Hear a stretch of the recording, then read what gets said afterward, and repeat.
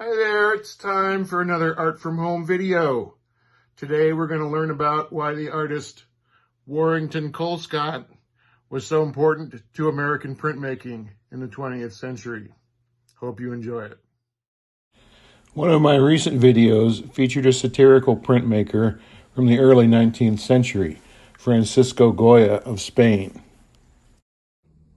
A more recent witness to and chronicler of human foibles was an American named Warrington Colescott, who died in 2018 at the age of 97. A contemporary of my mentor, David Dreisbach, their adult lives began with service in World War II, where they were exposed to courage and camaraderie, but also folly and inhumanity. Both artists used the visual language of printmaking to respond to the remaining decades of the 20th and early 21st centuries. When I was in school at NIU, I took a graduate seminar class where one of the assignments was to scare up a living artist and interview him or her. This was my chance to invite my timid self to correspond with, perhaps even meet, one of my artist heroes, Warrington Colescott. He was retired, but lived near Madison, Wisconsin. That was only a couple of hours north of where I lived, and Mr. Colescott was gracious enough to invite me to make a day of visiting the studio of he and his wife, Frances MEYERS, and their charming dog, whose name escapes me now. In addition to my inane interview questions, "Do you have any words of advice for young artists?" His response, "Learn a trade." We chatted a lot about printmakers from history we both admired. This is the subject of his best-known series, A History of Printmaking, made in the mid to late 1970s. An ambitious undertaking, there were 21 color etchings in total, despite what it says on this dubiously academic-looking title page. There were often two versions of each print, a larger one and a smaller one.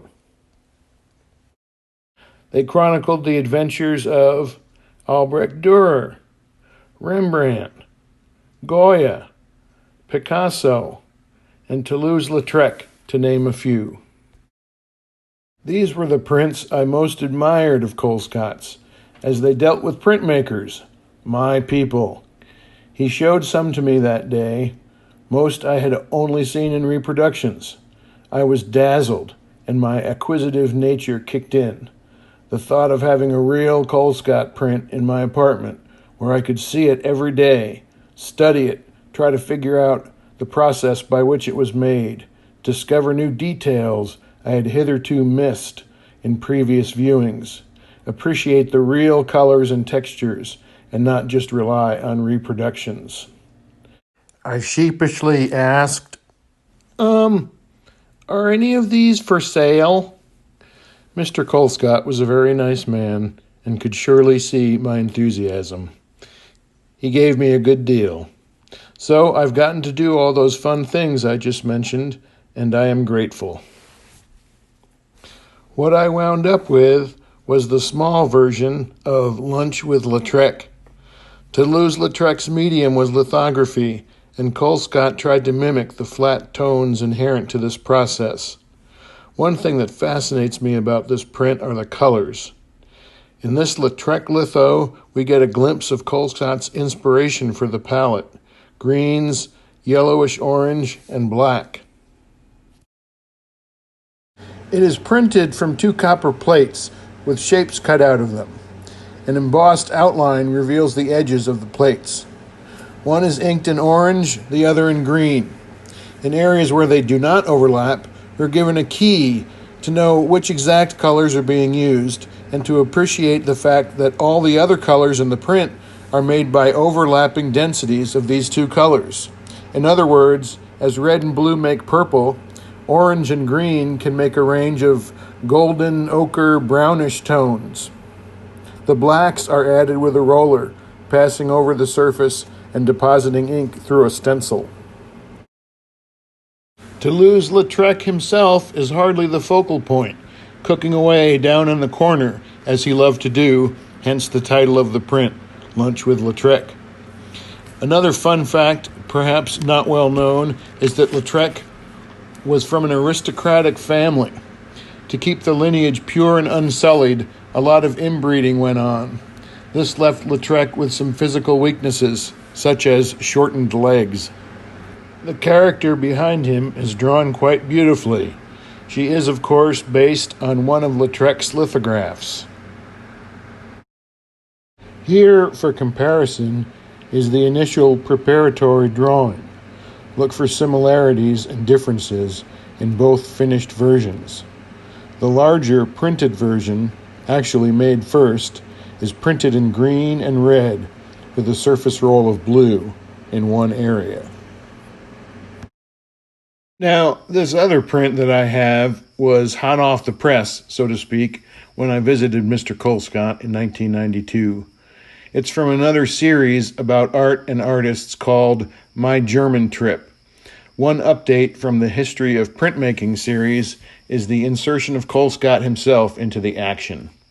The full title is I Ride with the Blue Riders. We Visit Die Brücke Picnic.